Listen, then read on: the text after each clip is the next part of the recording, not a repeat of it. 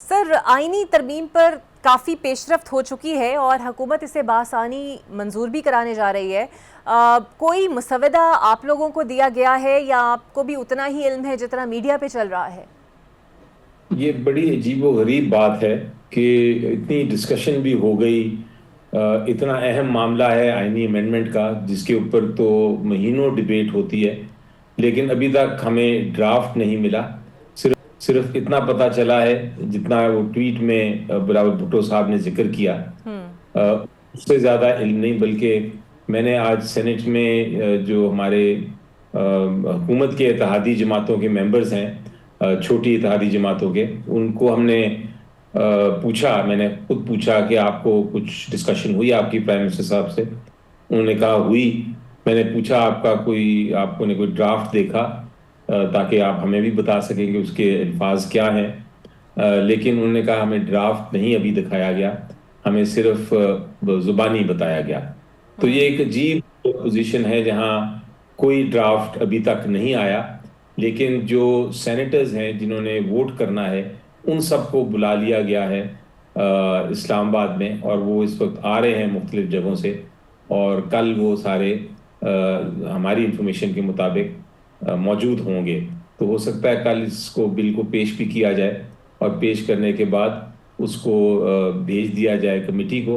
और हो सकता है संडे को, इतवार को वो कमेटी बैठ के इसका फैसला कर ले, और सोमवार को इस पे वोटिंग भी हो जाए।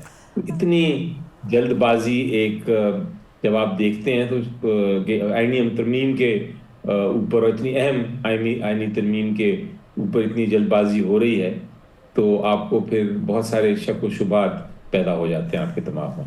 अच्छा अली ज़फ़र साहब, हुकूमत कहती है कि जनाब ये निज़ाम में एक इस्लाह की कोशिश है जो हम करने जा रहे हैं। पीटीआई अपने दौरे इक़्तिदार में 18वीं तरमीम पर भी तहफ़्फ़ुज़ात का अक्सर इजहार करती रही है और ये भी कहती रही है कि तालीम और सेहत शोबे को सूबों को देने पर कहा जाता रहा है कि सूबों के पास इतनी कैपेसिटी नहीं है, इस्तेदाद नहीं है। आपको लगता है जिस तरह पीपल्स पार्टी ने फ़िलहाल हल्की सी आवाज़ उठाई है कि वो वापस नहीं करेंगे तालीम और सेहत वफाक को, आपको लगता है ये वाकई सूबों के हक पे डाका डालने के मुतरादिफ है? What PTI thinks on it?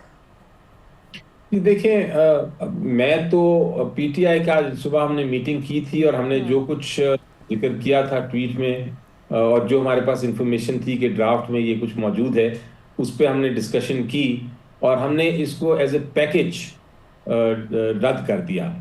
अब आप मेरी जाती अगर राय पूछें, तो अगर सिर्फ अमेंडमेंट एक पॉइंट पे आ रही होती, मैं आपको मिसाल देता हूँ।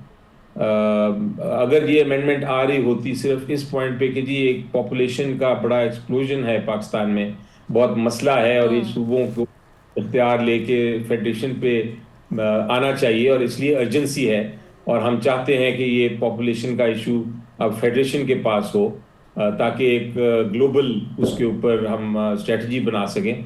तो शायद शायद पीटीआई उसको सपोर्ट भी कर देती इस किस्म की अमेंडमेंट को, क्योंकि वो नेशनल में है। लेकिन जब आप उसको पैकेज के अंदर कोई चीज डाल देते हैं, और पैकेज का मेन मकसद ये होता है कि आपने आईनी अदालत बनानी है, अदालती निज़ाम को ख़त्म करना है, मैजिस्ट्रेट्स की ताकत जो है वो दे देनी है आपने एग्जीक्यूटिव को, आपने जजेस को ट्रांसफर करना है उनसे पूछे बगैर। जब इस किस्म के मामलात आते हैं, आपने कमांड स्ट्रक्चर में तब्दीलियां करनी है आर्टिकल 243 में, तो फिर आपको एज ए पैकेज रिजेक्ट करना पड़ता है।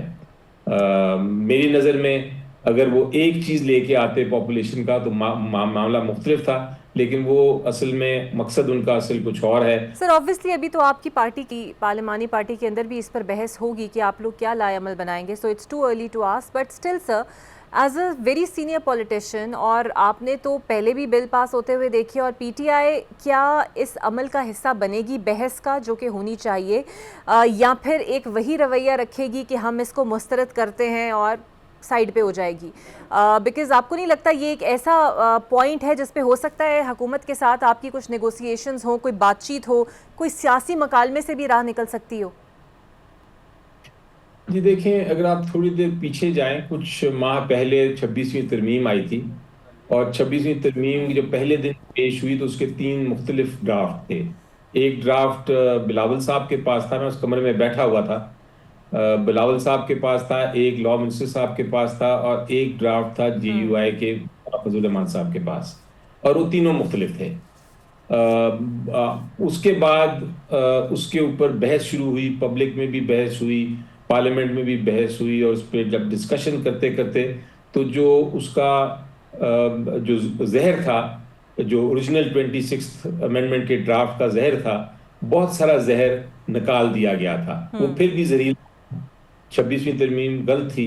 तो डिबेट का फायदा तो होता है अगर आप 27 तरमीम पे डिबेट करेंगे, जो ऑलरेडी आप देख रही हैं कि जब से ये मामला आया है ट्वीट में, और उसके बाद आपके मीडिया में और पार्लियामेंट में मेरी स्पीच भी थी, वो डिबेट शुरू हुई, तो अब खबरें ये आ रही हैं कि बहुत सारी चीज़ें जो हैं वो उनको डाइल्यूट किया जा रहा है, उनको तब्दील किया जा रहा है, क्योंकि पब्लिक प्रेशर बहुत बड़ी चीज़ होता है।